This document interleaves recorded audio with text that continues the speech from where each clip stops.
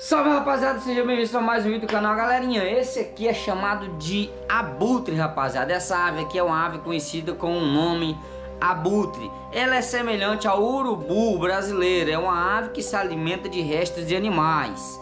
Até aí tudo certo, mas o que me chamou a atenção nesse vídeo foi o que aquele homem ali está cortando para eles. O que me parece ser muito um cadáver humano, rapaziada, um esqueleto humano. Será se é isso mesmo que eu vi? Será se eu tô vendo demais? Deixa no comentário, o que é que você acha?